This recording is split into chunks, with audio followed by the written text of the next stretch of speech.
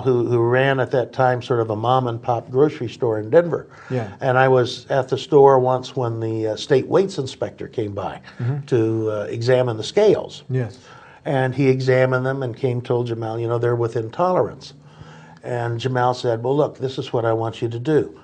I want you to turn them against me to the limits of what's tolerance in the state. Yeah. Because I want to make sure I'm not shortchanging my customers. Wow. So I mean, this is the sort of behavior I was observing. And it wasn't just ethics in terms of their business life. It was the ethics in terms of their family life, the way they interacted with their wives, with their children, etc. Very powerful behavioral example.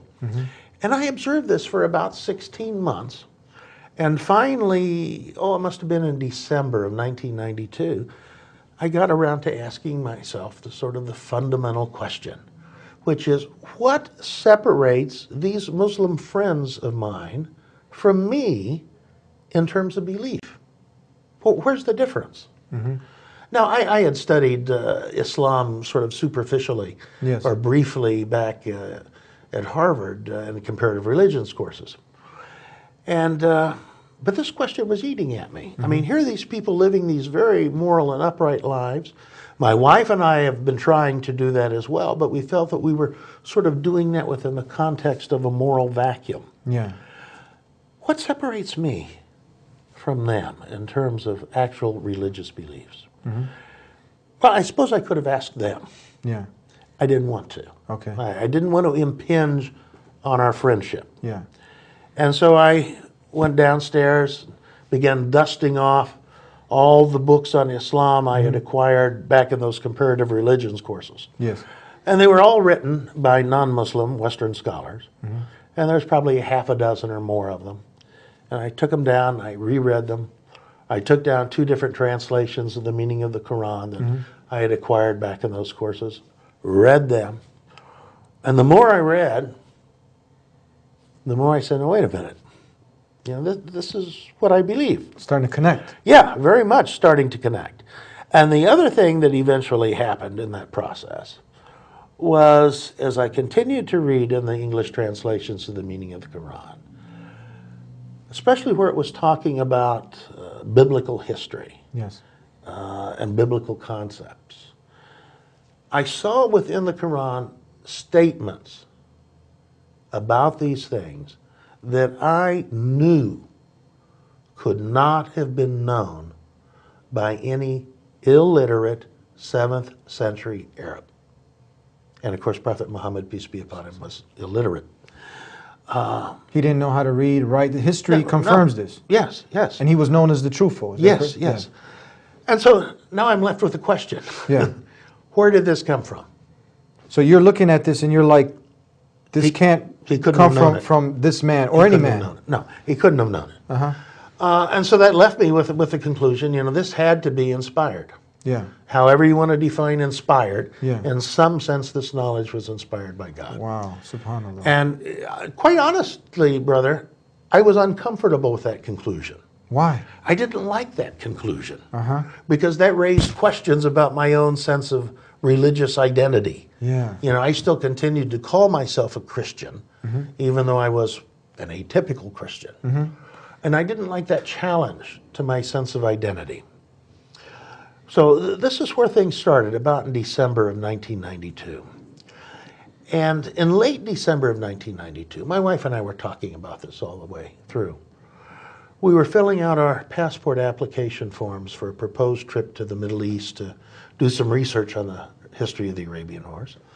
And one of the questions on the passport form was religious affiliation. Well, I didn't even think about it.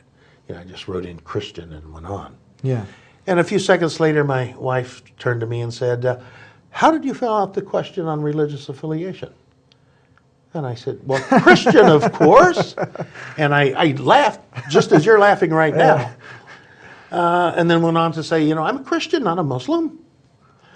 Now, Is it at the same time, is she doing her own research with you, along with you? yeah, we're talking about it all the way through. All the time, okay. Yeah. Okay, now the thing is, in terms of this story, you know, I was trained, have a doctorate in clinical psychology. Yeah. You know, I was a practicing psychotherapist. I knew that laughter is often a release of psychological tension. And I had laughed at this question. Yeah. Oh, what was the psychological tension that needed to be released Yeah. when my wife asked me this innocuous question? Furthermore, why did I need to immediately follow it up by saying, I'm a Christian, not a Muslim? You know, a person does not defend against an accusation that has not been made. Now, my wife hadn't said, did you write down Muslim? In fact, her response when I said, I'm a Christian, not a Muslim, her immediate response was, well, no, I was inquiring whether you wrote down Christian or Protestant or Methodist. So the accusation had come from my own unconscious mind. You know, there was a part of my own unconscious mind that was saying, you're a Muslim. Yeah. And my conscious mind was saying, oh, no, I'm not. It's a battle within now. Yeah, it's a battle within. And this battle continued. You know, by January of 1993, I was now reading my third different English translation of the meaning of the Quran. You know, because again, I wasn't going to trust these first two. You know, I didn't like that conclusion I had come to, that Muhammad, peace be upon him, had been inspired by God. Because this raised issues in terms of my own identity. Yes. Well, I continued studying, though, and in January of 1993, I began experimenting with saying the 5 daily prayers of Islam, alone, in private, and of course in English, because I didn't know the Arabic to do them that way. And I found this very spiritually rewarding, very spiritually gratifying. But again, I'm an atypical Christian. I may be an atypical Christian who doesn't believe in the divinity of Jesus, who doesn't believe in the Trinity, who's reading the Quran every day in English translation, and is saying the 5 prayers of Islam every day in English, but I'm still an atypical Christian. Yeah.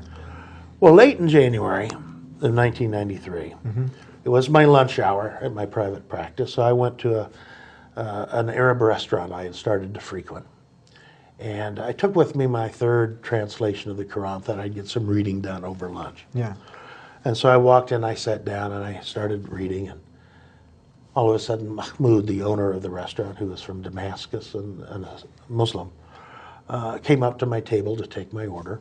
He glanced down at what I was reading, but he didn't say anything. Took my order and left, and so I continued reading. Well, when my order was ready, instead of Mahmoud bringing it back to me, he sent his wife to bring it to me, who was an American and a convert to Islam. Oh, she had accepted Islam. Oh, yes, yes, and wore the hijab, the scarf that I'd come to associate with Muslim females. And so Sister Iman came, and she brought me my order, and she glanced down and said, oh, I see you're reading the Quran. Are you a Muslim? And the word was out of my mouth before it could be modified by any social etiquette whatsoever. I said, no! and about that way, brother. And she said, well, that's okay. And she turned around and left. And I said to myself, my goodness, what is going on with me? You know, I've answered an innocuous question rudely and aggressively. This isn't like me. And I started stewing over it then as I ate my lunch. You know, I'm going to have to make some amends to Sister Maman when she comes back to bring me the check for the meal. And so I thought about it, and I thought about it, and I thought about it. And when the meal was over, she brought me the check, and I said something to the extent of, you know, I think I answered your question a little abruptly when you asked me whether I was a Muslim. If you were asking me whether I believe there is only one God, my answer is yes. And if you were asking me whether I believe that Muhammad, peace be upon him, though I didn't say that at that point, was one of the prophets of God, my answer is yes. So this is from researching now, looking into his life and reading the Quran, that you're coming to this conclusion now. Yes. But you just didn't want to, the identity now is the problem. Identity is an issue. And I knew at that point that in my own English words, I had just said the Shahada, or the Islamic testimonial of faith. And Sister Iman very nicely smiled and said, that's okay, it takes some people a little longer than others, and left me to stew on it a little more. Now again, I knew I had just said the Shahada, but I was still an atypical Christian, mind you.